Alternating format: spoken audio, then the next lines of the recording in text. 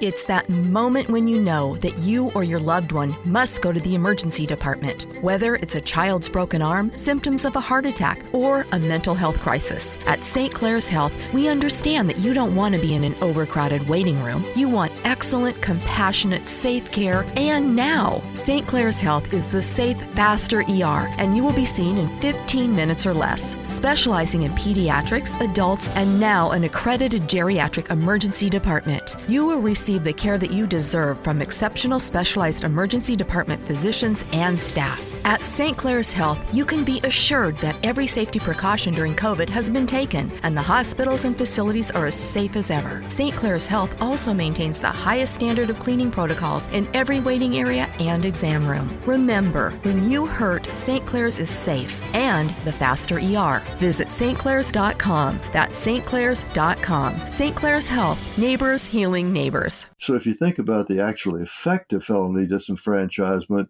it is a running sore in Virginia politics.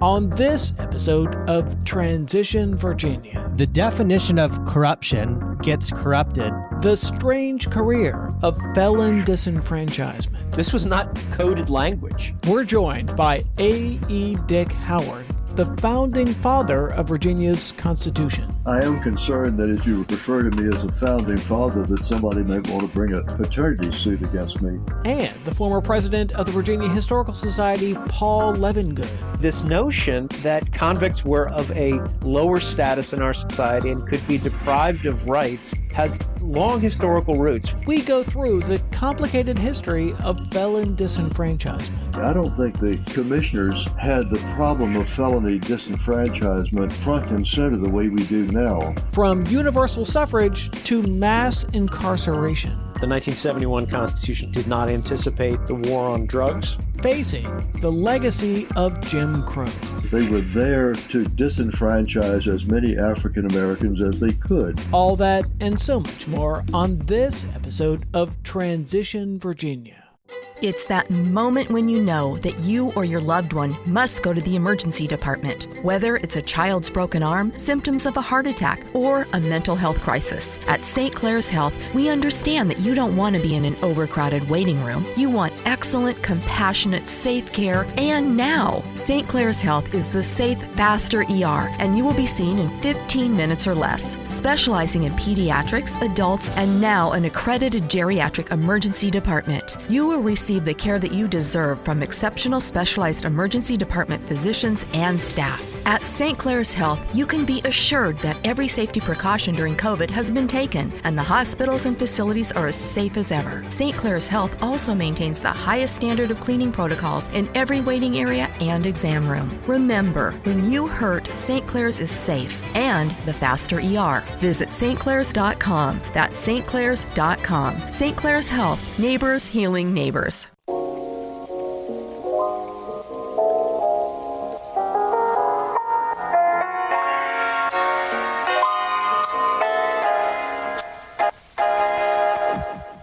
Welcome to Transition Virginia, the podcast that documents the ongoing transition of power in Virginia. I'm Michael Poten. And I'm Thomas Bowman. Today on the podcast, Felon Disenfranchisement, the controversial constitutional constraint that Democrats have wanted to undo for years. Now, the General Assembly is considering a constitutional amendment to ditch the provision and allow former felons to vote without petitioning the governor to restore their rights. Now, you may think of felon disenfranchisement as something that was created during the era of Jim Crow. And you're not alone. Many people have talking points that say something like felon disenfranchisement was created in the Constitution of 1902. But felon disenfranchisement actually stretches all the way back to 1830 during the Age of Jackson. That's 70 years before the Jim Crow Constitution. So felon disenfranchisement was not created to exclude black voters during the era of Jim Crow, but it was undoubtedly weaponized during a convention that brought back the poll tax and made a new literacy test specifically to disenfranchise black voters and poor white voters. And it worked. The electorate was cut in half. Today, 1 in 5 Black Virginians are permanently disenfranchised. Now, African Americans make up about 1/5 of Virginia's population, but more than half of those disenfranchised. Now, Virginia is one of only 11 states that permanently disenfranchises voters, and that's why the General Assembly is considering a new constitutional amendment that would be on the ballot next year to ditch felon disenfranchisement. And we've got a fantastic panel to dig into this issue. Joining us is the founding father of Virginia's current constitution. He was executive director of the commission that wrote the 1971 Constitution. That's the one that we still have today. He's the Warner Booker Distinguished Professor of International Law at UVA, A.E. Dick Howard. Thanks for joining us. It's great to be here. Also joining the transition team is the former president of the Virginia Historical Society. He's currently the George C. Marshall Foundation president, and he's making a return appearance on the podcast. Paul Levengood, thanks for joining us again. Hey, it's great to be back. This is such an exciting panel. I'm really glad that I talked both of you into actually doing this today to walk through these different constitutional issues and talk about felon disenfranchisement. And, perhaps we should set the stage here by talking about the very first Constitution, which happened in 1776. So let's set the stage here and talk about that founding document. And who was able to vote? So obviously we're not talking about women voting, right? And African Americans can't vote, and even poor whites can't vote, right? So like back in that 1776 Constitution, who was able to vote?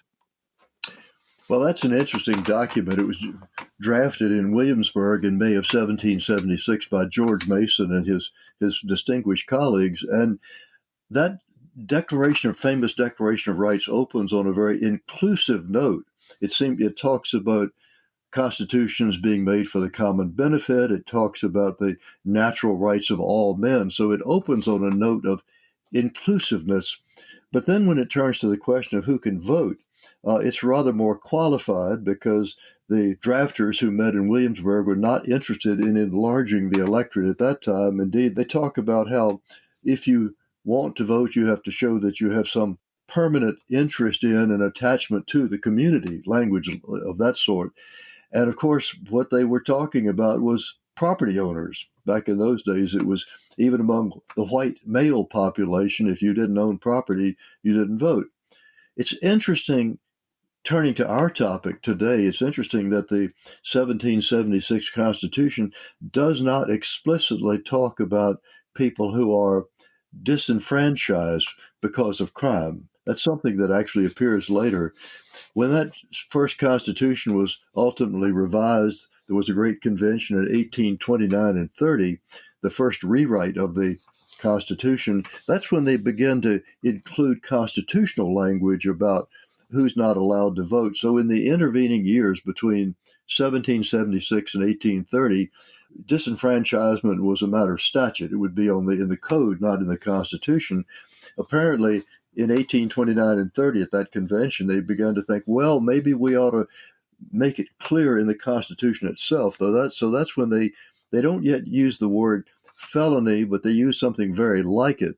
They talk about disqualifying people for what they called infamous offenses, leaving that, I suppose, to judicial interpretation or legislative implementation.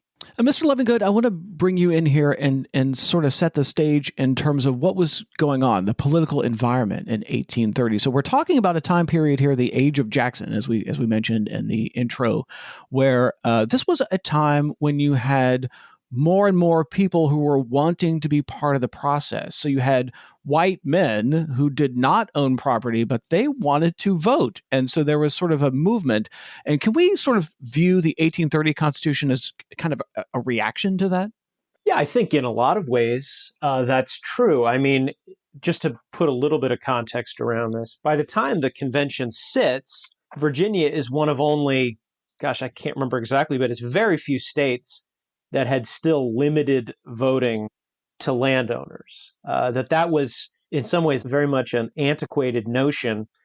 And obviously in the Age of Jackson, the move toward more popular participation in electoral politics is a hallmark of the era. So I think the other thing that you have to remember is that Virginia, in some ways, in the early 19th century, really into the mid 19th century, is a tale of two states. It's Eastern Virginia, which is still dominated by large plantations, big planters, kind of entrenched power that went back generations.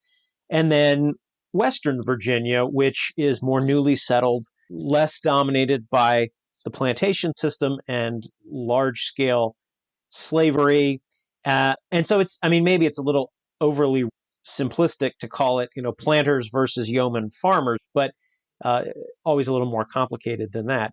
But it really was a question of whether Virginia would continue to be dominated by those who had held the reins of power since, as Dick said, the 1776 Constitution, or whether this would be a sort of expansion of the real small d democracy that seemed to be a legacy that many Virginians thought came out of the Revolution, but they were not able to enjoy. So it is very much of the time, as all constitutions are, really created by the circumstances in which Virginia found itself, and this tension over the scope of participation in power by not just common people, but even people of means in a part of the state that felt they were being held back by the entrenched interests in the East.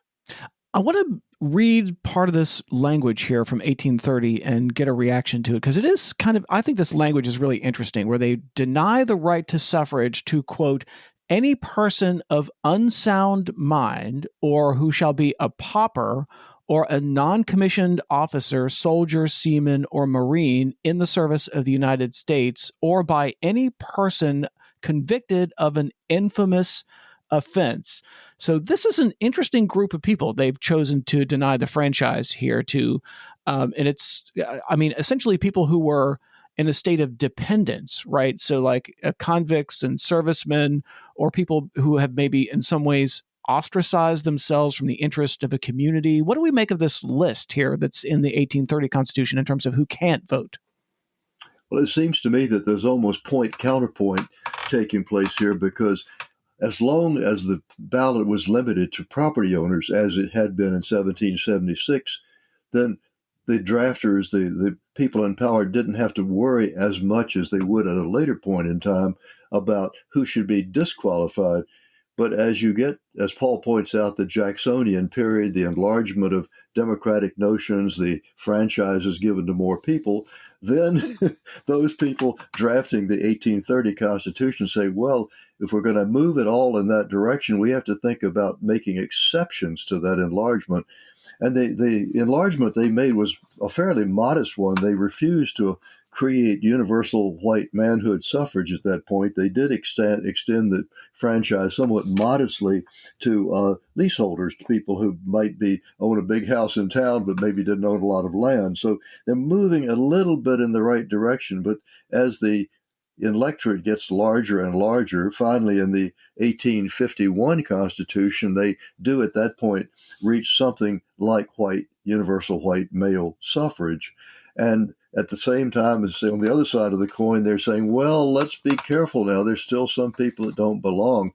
And I think the key use the word dependency, and I think that's a critical notion, because in the early 19th century, one of the political theories that abounded, even among people that you might call liberal-minded, was that in order to be entitled to the ballot, to be a voter, you had to show you were independent of judgment. You were not dependent upon somebody else so that they would be telling you how to vote. I think that's one of the themes that runs through the modest step-by-step enlargement of the ballot that takes place in that early 19th century period.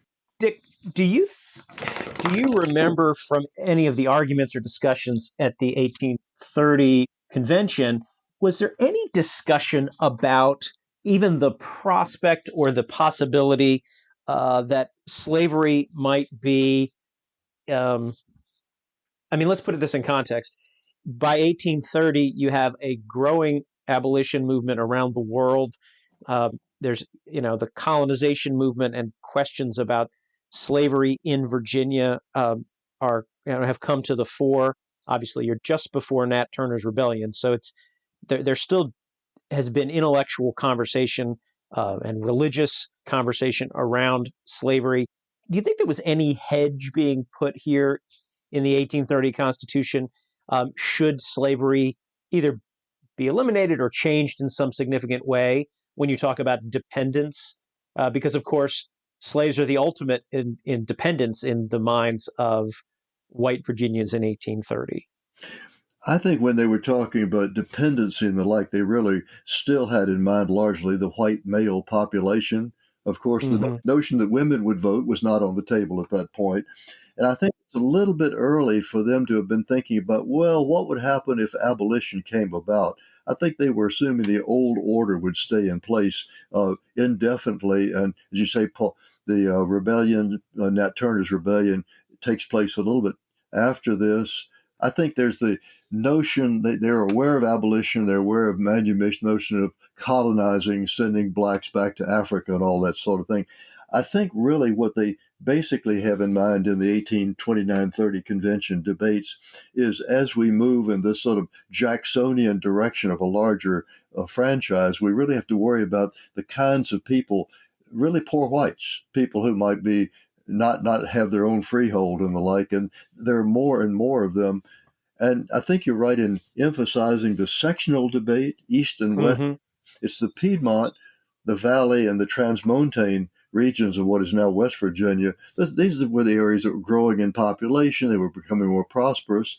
Land was wearing out in the east, and the plantations were not as productive as they had been. And yet the east was very much in the saddle. Indeed, I would have to say after 1830 until 1851, the old eastern Tidewater counties still had the majority in the legislature, and they were still able to, for that 20-year period, be the ones who were making state policy. Virginia's ruling elite is concerned with who gets to be part of the in group and who's part of the out group. And so in 1851, they add bribery to the list of infamous offenses. And then after the Civil War in 1870, they include treason and corruption. What do we make of those additions, and how does that fit into the through line that is felon disenfranchisement in history? Well, I think if you're talking about the successive enlargement of the franchise from 1830 to 1851 to 1870, right on through the 19th century, there not only is there a concern about who is independent enough to be able to make a judgment without looking to somebody else to sort of call the piper. I think as the electorate gets larger, and also as you begin to get immigration, especially in the North, but to some extent in Virginia, from Ireland and Germany and other places in Europe, the people who are running the show, the leaders of the political system, are increasingly worried about electoral corruption. They're worried about people who are not only dependent in the economic sense, but people who basically will buy or sell their vote. And so this concern about corruption and the like really sets in, I think, in a big way in the mid-19th century. And it's increasingly, I'm sure we'll talk about the Reconstruction period in a few minutes, but it's increasingly on the minds of Virginia legislators and political leaders that they have to sort of save Virginia and its people from electoral corruption. And there is some irony here. That the 1870 Constitution says if you've been convicted of treason or corruption, you cannot vote. And the irony is that this ushered in an era of unprecedented corruption, right? Mr. Levengood set the stage here in terms of just how corrupt was Virginia politics in the late 1800s.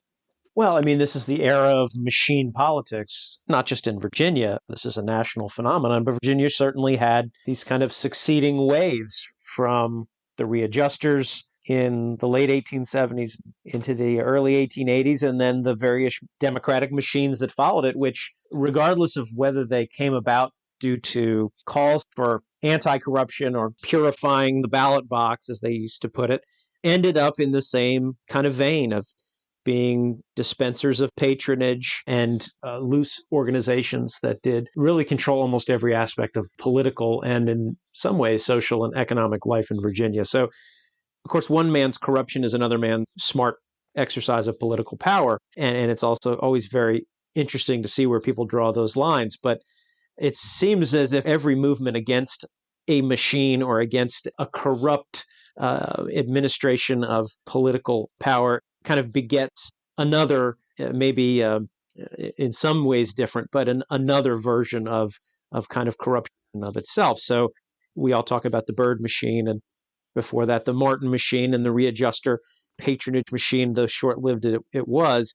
This is certainly an era in which the deals are made in smoky back rooms.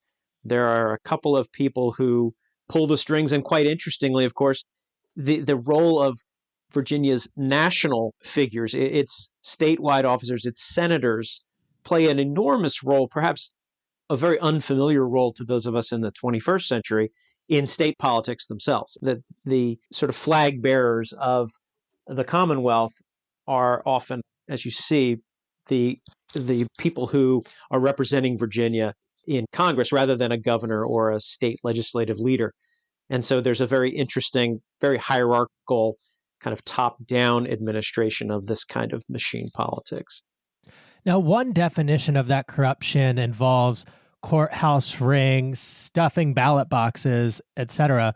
But after the Civil War, especially after the 1870 Constitution, the definition of corruption itself gets corrupted. Michael forwarded me a really fascinating article about the Virginia Constitutional Convention of 1901, where they talk about corruption as corruption of the electorate involving Black people. So we get racially tinged definitions of corruption. As we move into the 1902 Constitution, as we move into our next segment, can you explain or expound upon how the definition and popular conception of corruption changes from one of progressive reform to one where they're using corruption as a vehicle to euphemistically discuss race? I think it's absolutely important to realize that it's after 1870 that race becomes part of the picture. Before the Civil War, of course, blacks were largely slaves. There were a handful of freedmen. But after the Civil War, as the price of rejoining the Union, the former Confederate states were obliged to ratify the 14th Amendment and to write a new and progressive state constitution. And in the drafting of that 1870 Constitution, the traditional white conservative pre-Civil War leadership were excluded. So you had a convention where I think like 25 members of the 100 or so members of that convention were actually Black, mostly former slaves, some freedmen. And you have a constitution which, after that point, is to say Blacks are part of the electorate, and many of them. Indeed, about half the electorate after 1870 was Black.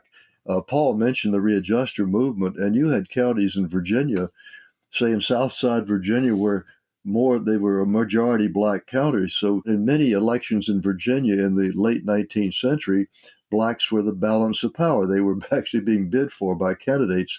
Well, that gives rise to twin concerns on the part of traditional conservatives. First, the concern about corruption, which was real enough, but also the concern that Blacks would be the people who would be helping decide public policy in Virginia. And that leads you right up to the 1901-1902 Constitution.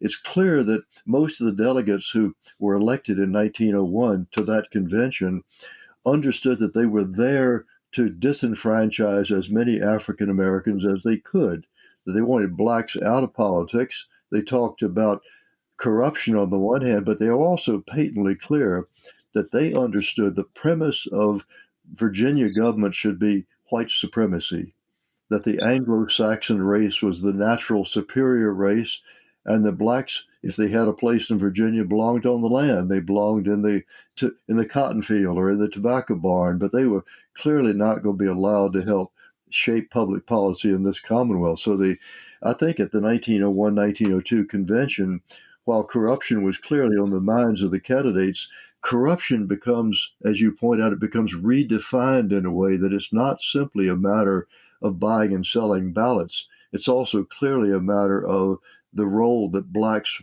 were playing and they were not to play in the future in the politics of Virginia.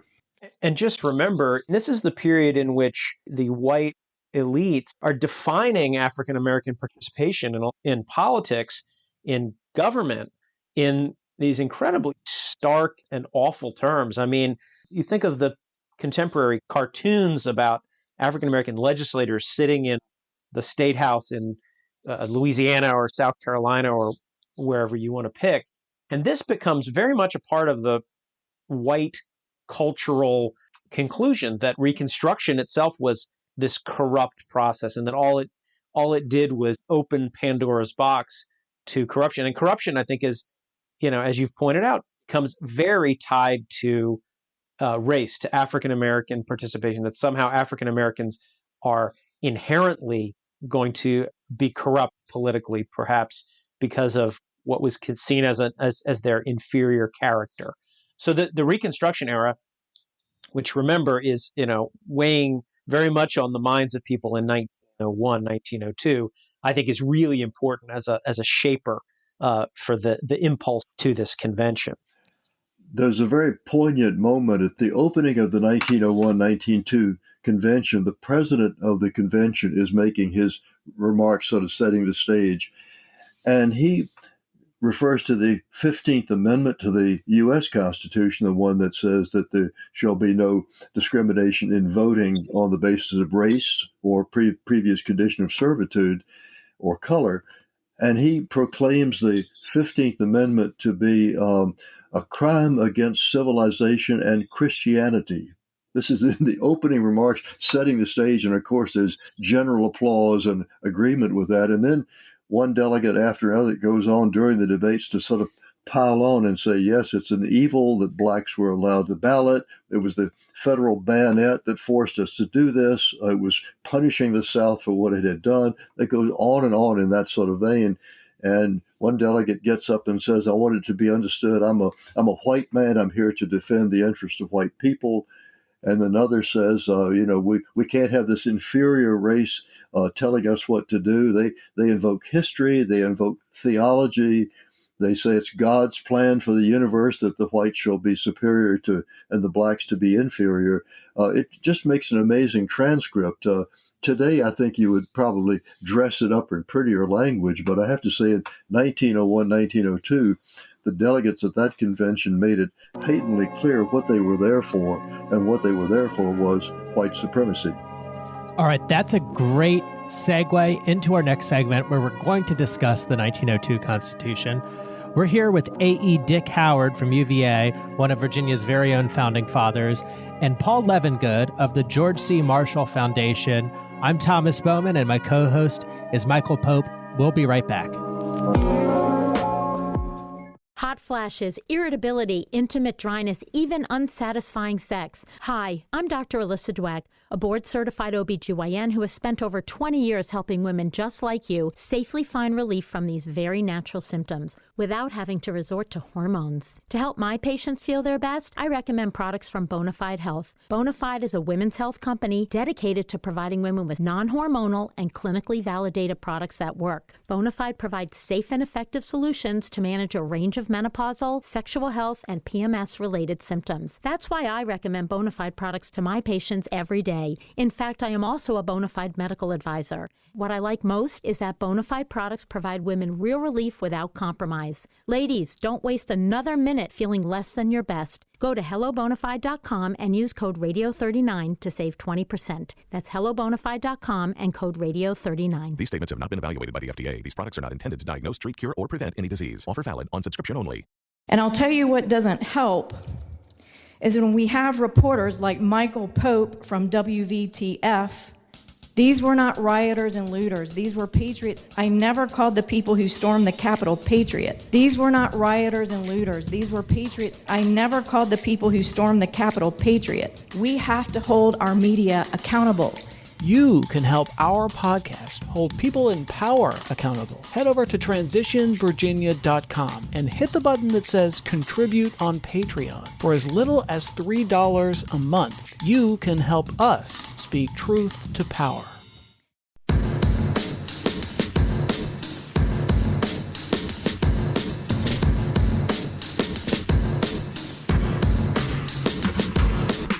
And we're back on Transition Virginia. We're talking about the history, the long and complicated history of felon disenfranchisement in Virginia.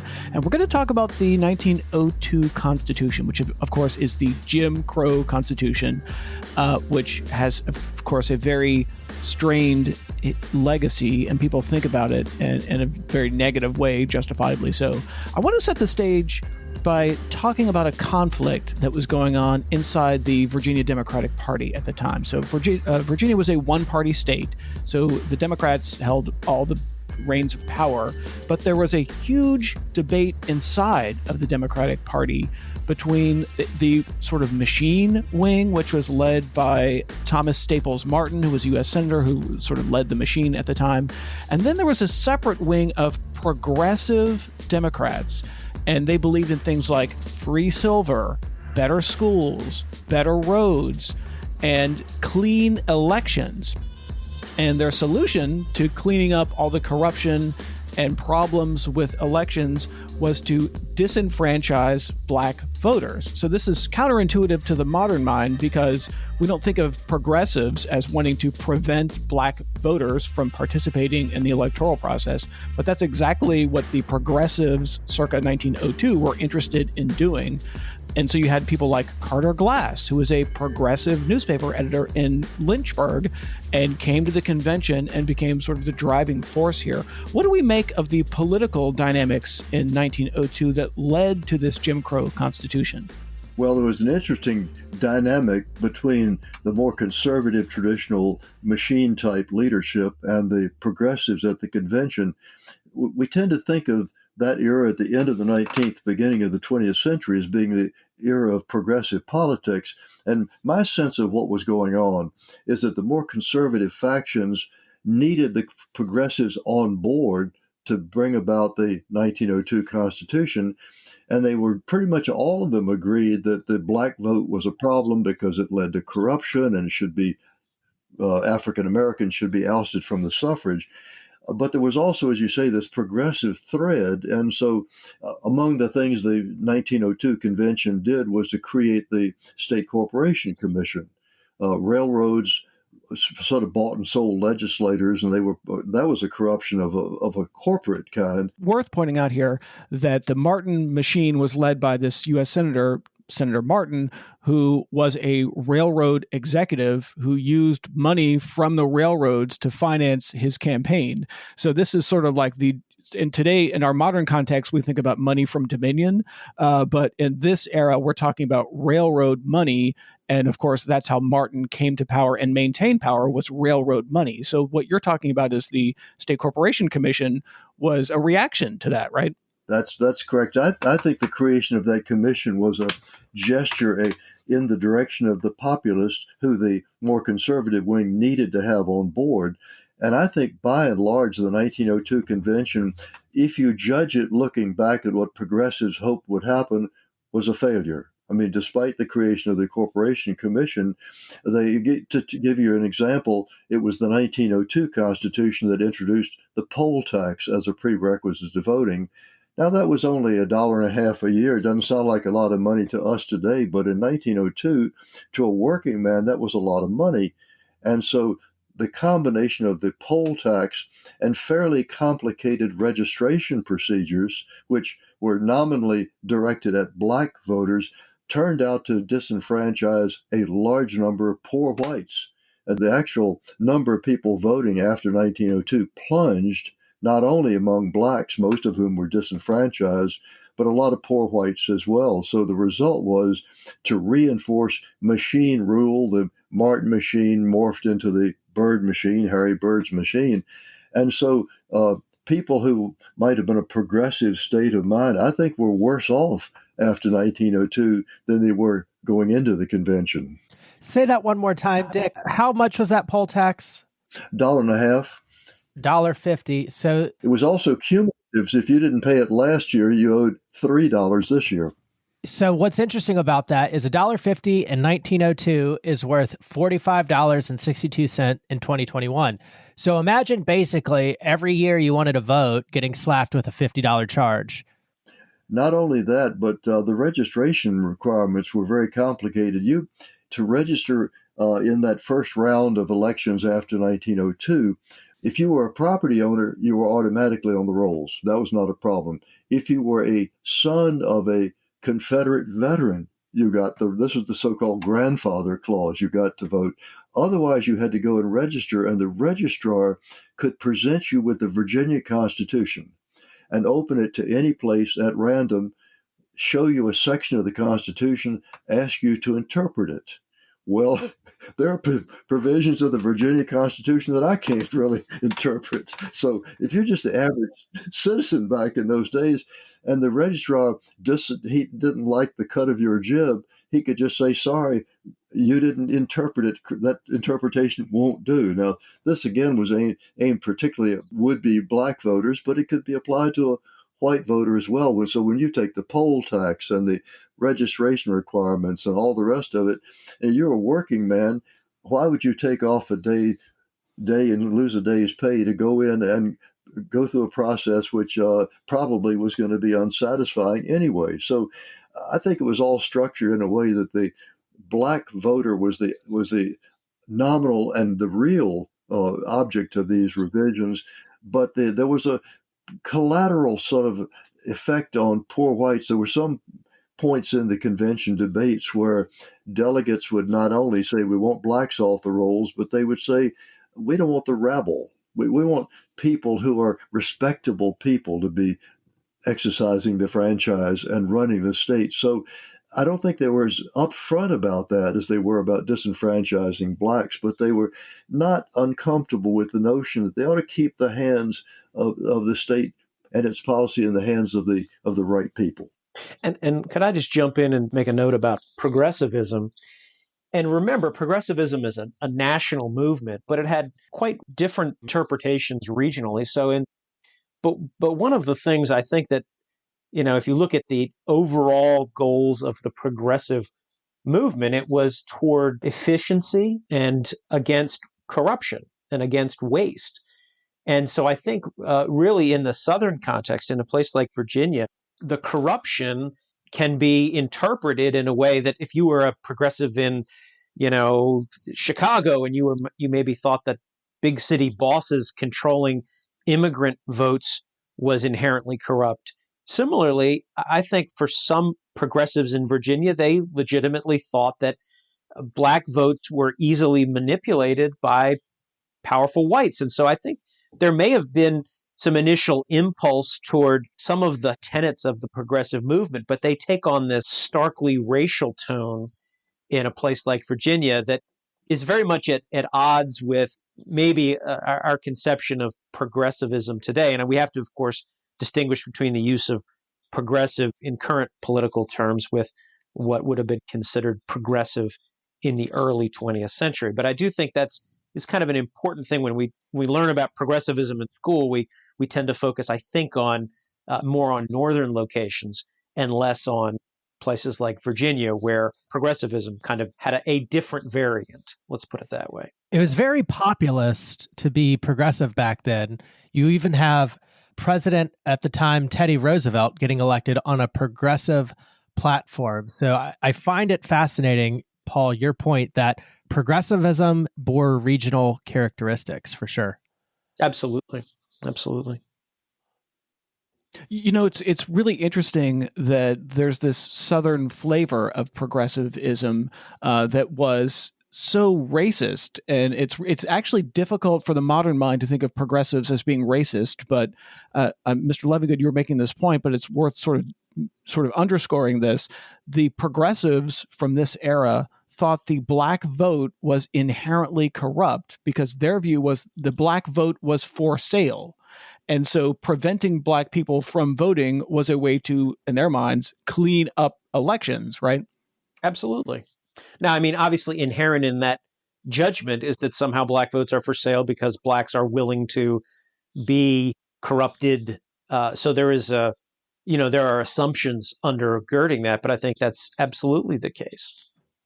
One other point about 1902 that's worth mentioning, this was sort of alluded to earlier, but it's again worth underscoring, is how openly willing they were to talk about white supremacy and racism. I mean, so today you would try to do dog whistles or try to, use other language, but they literally are talking about they're using the words white supremacy in this constitutional convention, right? Dick pointed this out. This was not coded language. This was very, very overt. That the goal of this was to disenfranchise black voters, and to, although they stated their goal was to not disenfranchise too many white voters, that was a result of this. But I think they were very clear what they were doing. And it's, as Dick mentioned, I think today you would not have been quite so, bald-faced about it, but they certainly were.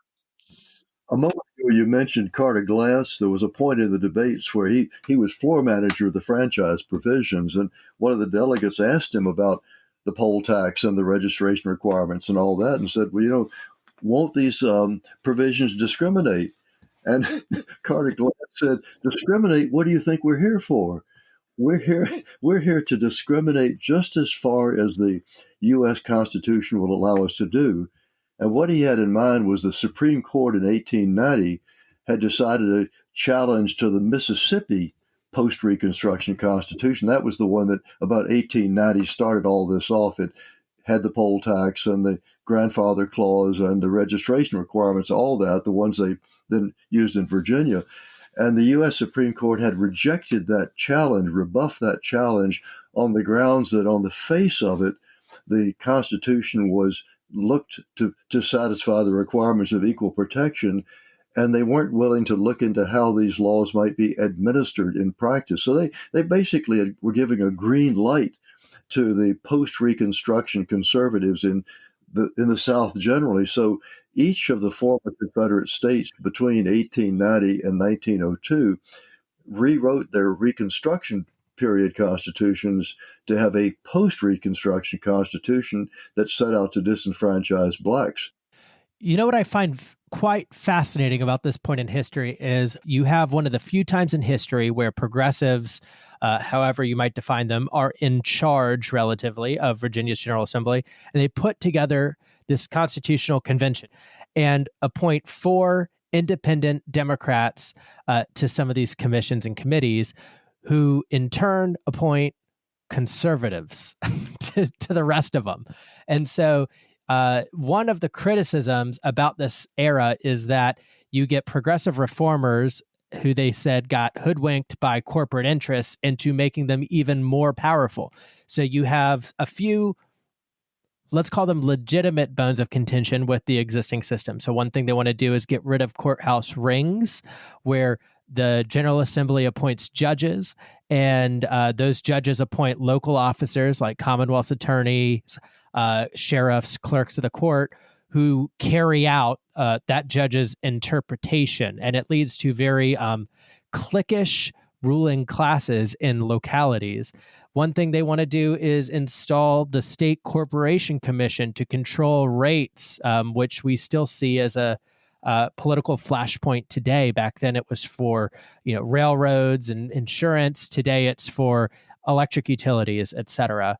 But we see the roots of a lot of today's issues. And one of those issues that really start in their modern dialogue, in their modern context, is felon disenfranchisement. So, Dick, Howard, will you explain the through line? Where are we on this through line of felon disenfranchisement once we get to 1902? Well, as we've talked a bit about the 19th century and how the word felony as a grounds for disenfranchisement came into the Constitution in 1870. In 1902, the drafters of that Constitution vastly expanded the classes of people who would be disenfranchised, not only felons, but and treason and the like, but also bribery, petty larceny, obtaining money under false pretenses, embezzlement, forgery, perjury, on and on and on. That was clearly aimed at black voters on the theory that they would be convicted of these petty crimes and therefore they would be disenfranchised right along with felons. Well, in the drafting of the 1971 Constitution, the present Constitution, the Commission on Constitutional Revision eliminated all those other categories, petty larceny and the like, but kept the felony disenfranchisement. I have to be candid to say I don't think the commissioners who worked on the present Constitution had the problem of felony disenfranchisement front and center the way we do now, because it's not enough that a Constitution be neutral on its face. You really have to think about the impact of it. And as you pointed out already, there are so many more African American persons of color who are disenfranchised by the felony provision than is true of the white population, vastly disproportionate. So if you think about the actual effect of felony disenfranchisement, it is a running sore in Virginia politics. I think the commissioners who worked on the draft that became the present Constitution, I think they thought it was enough that the governor could restore the voting rights of felons on application. And 50 years ago, when the present Constitution came into being, felony disenfranchisement was far more pervasive among the American states than it is today. It's a practice that's happily atrophying. And I think one of the assumptions the commissioners made in producing the present Constitution was that the governor could really handle the problem. It's clear to me, reading the present Constitution, that the governor has the power to restore the rights, voting rights of former felons as a class of people. He can do it wholesale as well as retail. That's my reading of the Constitution. It happens that in a case that was brought when Governor Terry McAuliffe set out to restore the vote to about 200,000 former felons, the Supreme Court of Virginia read the provision I'm talking about much more narrowly than I would have read it. And they said, no, sorry, the governor has to restore voting rights one at a time, each one on its own facts. I don't agree with that reading of it, but the Virginia Supreme Court, after all, does have the final word on what the Constitution means. So that ruling has simply heightened the fact that looking to the governor to solve the problem isn't enough. I think what's now needed is to change the language of the Constitution itself and either remove felony disenfranchisement altogether, or at the very least make it clear that once a former felon has served his or her time in prison, once they're restored to society, they should become a citizen in every sense of the word. They should be automatically at that point be restored to the ballot. If I could just jump in too, I think it's important to remember that the 1971 Constitution also did not anticipate the war on drugs, which has exploded the prison population. Why don't we take a quick break so that we can come back and discuss the 1971 Constitution in depth? We've got one of those founding fathers here. We're joined by A.E. Dick Howard from UVA, as well as Paul Levengood of the George C. Marshall Foundation. We'll be right back. If you want to benefit from Pay to Play, now you can by joining Transition Virginia's exclusive Patreon community. Chip in as little as $3 to help us produce this podcast. Sustaining members get their questions asked on the show, which means you know the next guest before the episode comes out. So if you want us to ask your questions, or even if you just want to support the show, hop over to transitionvirginia.com and click the orange button to become a Patreon patron today.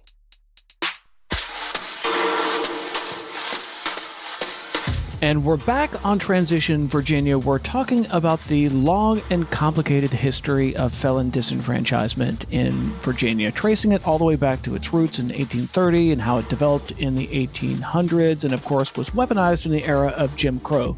So we arrive at 1971, and Mr. Howard, you're there, present at the creation, as they say.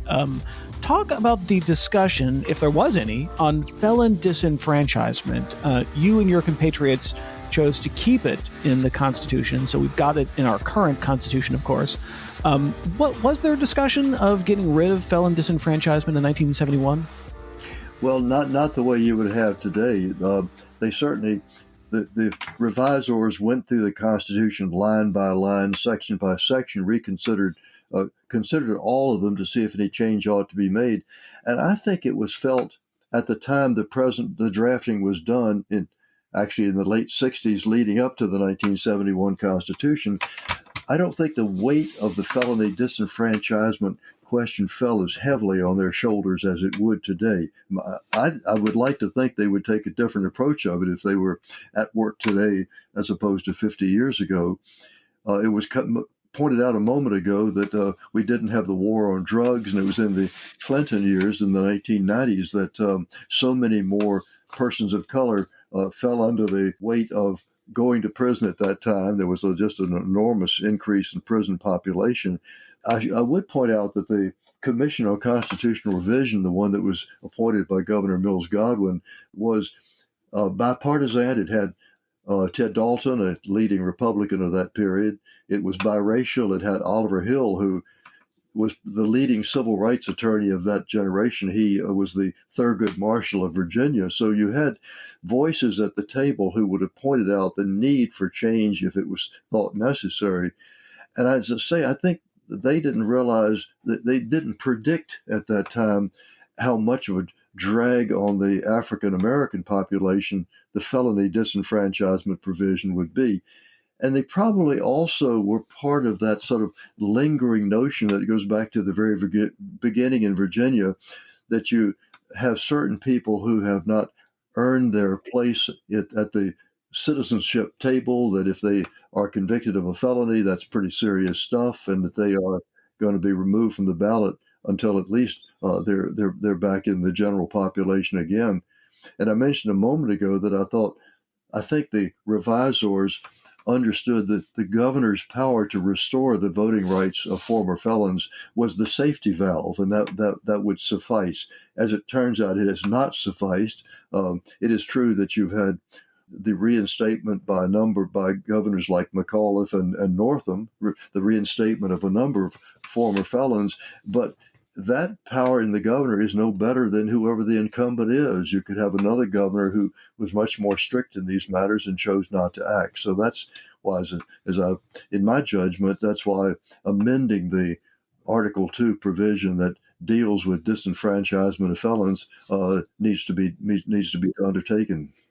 So there's a pretty significant era of Virginia history that we've glossed over somewhat, enabled by that 1902 Constitution, where you see the progressives seize the means of production behind political organizations, right? They didn't stop any of these corrupt practices. They adopted them and they molded them. And what you get then is the Byrd organization a few decades later. And then it exists into this era that you're talking about. In a lot of ways, the 1971 Constitution is a reaction to 40, 50 years of Byrd organization control on Virginia politics. Mr. Howard, can you explain how that Byrd era played into some of the reforms that you and your compatriots made in that 1971 Constitution?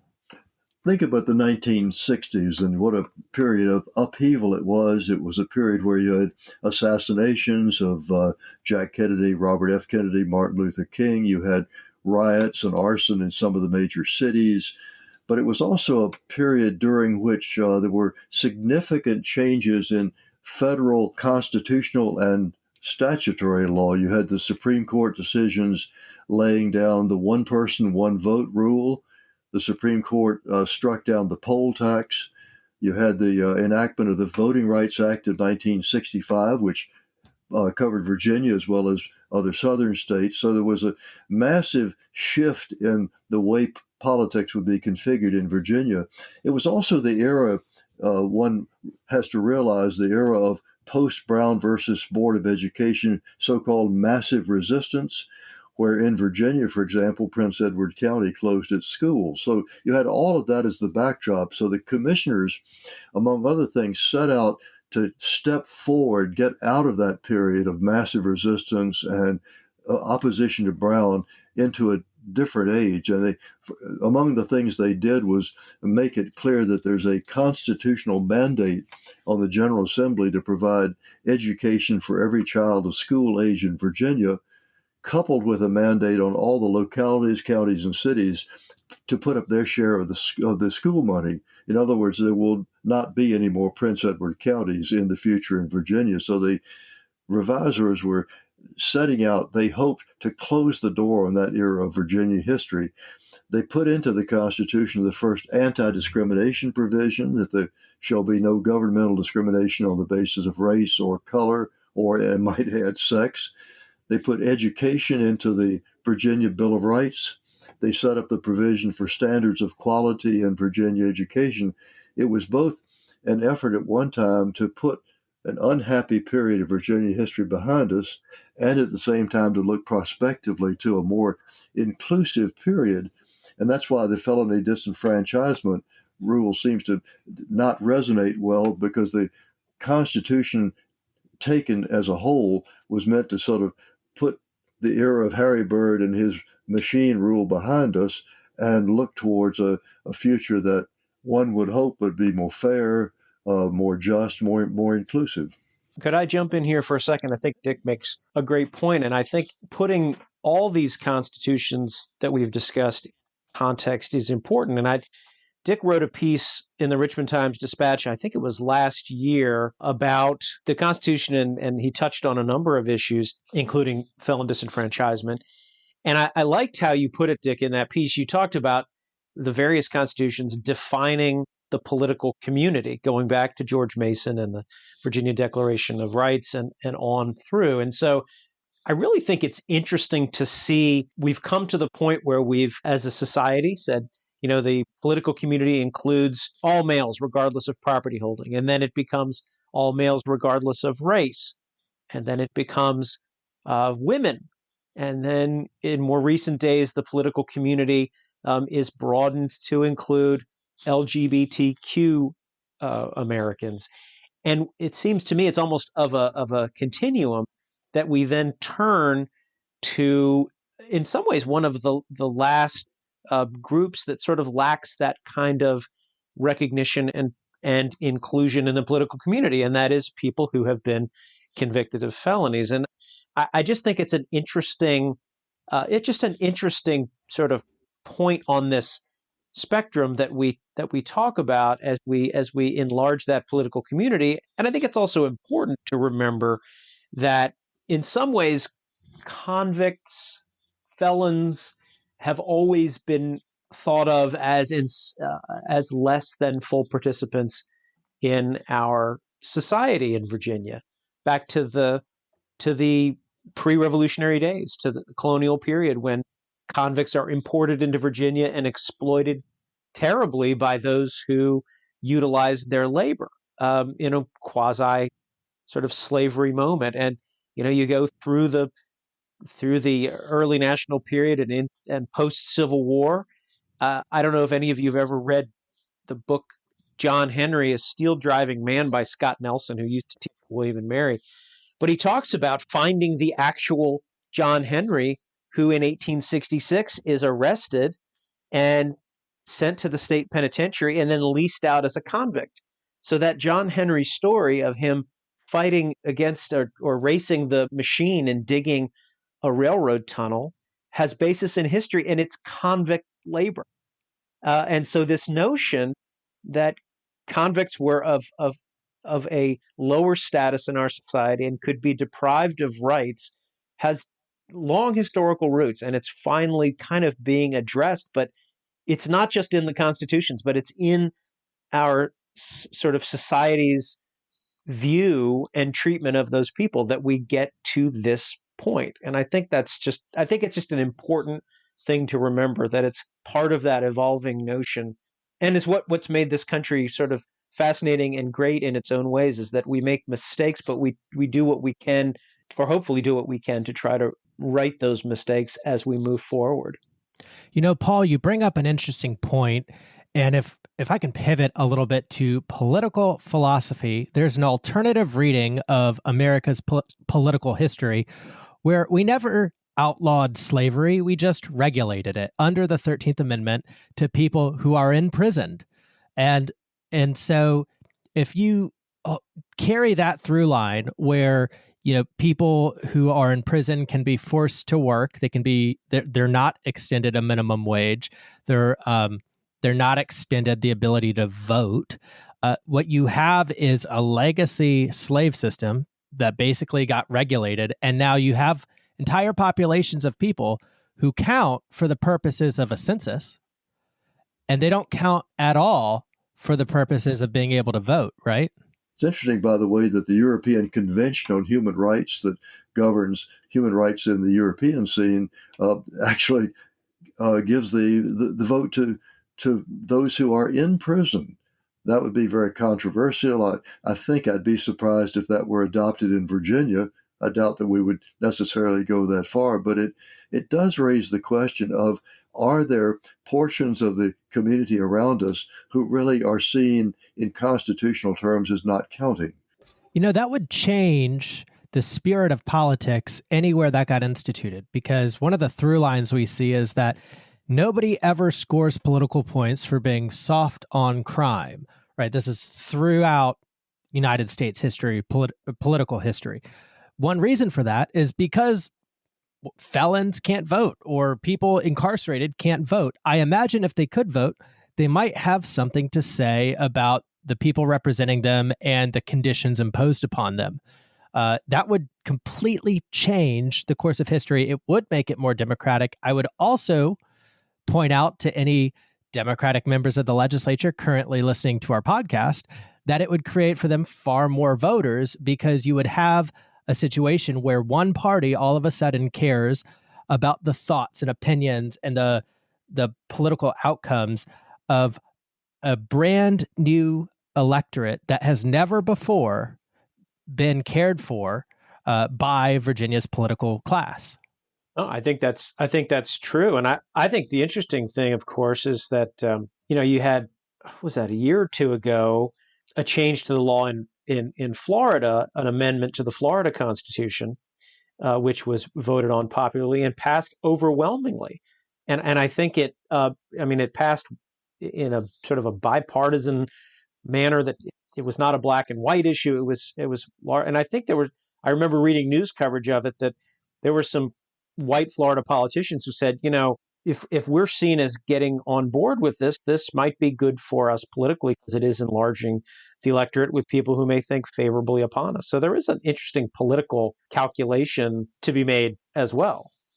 If the General Assembly decides to pass one or another form of the pending amendments that would re-enfranchise former felons, they have to be very careful about how it might be implemented by future legislatures. That Florida example is instructive, I think, because the people, as Paul pointed out, the people of Florida overwhelmingly approved that amendment, something like almost 2-1. And then the Florida legislature stepped in and added the requirement that former felons have to pay off all of their court costs, any fees, fines, whatever. They have to be completely out of it. Well, now, some of them can't do it. Most of them are poor and can't afford to do that. But moreover, Florida keeps its records county by county, and it's often impossible to find out what you actually owe. What your obligations are. So the legislature in Florida deliberately, in my judgment, tried to cripple that amendment of the Florida Constitution. So I would counsel my legislative friends in Richmond, the proponents of restoring the voting rights of felons, to be sure that they nail it down in a way that it can't be given with one hand and taken back with the other. That's a great point, Dick. Well, Mr. Howard, does our living founding father, have any opinions on updates to this document? I am concerned that if you refer to me as a founding father, that somebody may want to bring a paternity suit against me. So I have to be a little bit careful about accepting that. But your question is about other amendments to the Constitution? Yes. Do you, as somebody who played an outsized role in the current Constitution, have any opinions on some changes you might like to see? Oh, that's interesting. Thomas Jefferson famously said that each generation should take a close look at the Constitution and decide whether it's serving the needs of that particular place and time. He and James Madison were fond of in their correspondence, fond of the expression, "The earth belongs always to the living generation." So even though the commissioners who produced the 1971 Constitution, I mentioned Oliver Hill, you had Lewis Powell, who later sat on the Supreme Court, Hardy Dillard, who later sat on the World Court at The Hague, Colgate Darden, former UVA president and governor of Virginia. I mean, really first-class people, extraordinary insight, but they could not predict the future completely. Obviously, some things change. Among the changes that I would like to see is I would hope that the commission that draws district lines will work out. I personally would have gone for a commission that was entirely made up of citizens. The legislature decided to have a half and half sort of commission. Well, I wish it Godspeed. May hope that works out. I would certainly amend the Constitution to deal with what we've been talking about on this program, namely felony, the former felons who ought to be restored to full citizenship and have the right to vote. I would raise questions that at least ought to be the subject of public debate about Dillon's rule. That's the rule that says that courts will construe the powers of locality strictly. They only have that which is explicitly given to them by the legislature. Thomas Jefferson trusted local government, and so do I. I would think about the one-term rule for the governor. We're the last state in the country that says the governor can't run to succeed himself. I'm inclined to think that it would be helpful if the people could decide that they like the job the governor is doing and give him a second term. I think that might be good for the budget and the administration of state policies and laws generally. So there are a number of ways in which I think one might walk through the Constitution and look for changes. There's an Article 11 on the environment, on conservation, which unfortunately the courts have construed as being little more than advice to the legislature. I think maybe their teeth ought to be put into that provision so that it would actually have more of a bite in terms of construing, reviewing legislation and ordinances. But, by and large, yes, there are specific things I'd look at, but I'm pleasantly surprised that after the passage of time, I think the Constitution has been basically serviceable. It certainly dealt with the problems of its time. I mentioned things like massive resistance and the like. I think it served pretty well as a basic law. It's probably a good idea not to tinker with it too much. I am a little concerned, for example, when social issues are put in the Constitution. The marriage amendment is a good case in point. I think that should have been debated as a matter of legislative and other public policy. It should not have been in the Constitution in the first place. And there's a sort of temptation, if you feel strongly about something, to turn it into a constitutional question. Maybe that's endemic in American society, that Americans like to think if something's really important, it must be a matter of constitutional rights. So I think I'd look closely at selected provisions of the present Constitution, but I would not, for example, want to call a convention. I think an general overhaul is not necessary. And given the politics of the time, the partisanship, the way the country is so closely divided left and right, I think trying to overhaul the whole Constitution probably would turn out to be a disaster. That's all for this episode. If you have comments or questions about what you just heard, or maybe you only want to tell us what you think about our show, write an email, send it to us at transitionvapodcast@gmail.com so we can read it on the air. Subscribe to Transition Virginia anywhere pods are cast. Follow the Transition team on Twitter @TransitionVA and find us on the web at transitionvirginia.com. Don't forget to like and subscribe so you can enjoy our next episode of Transition Virginia.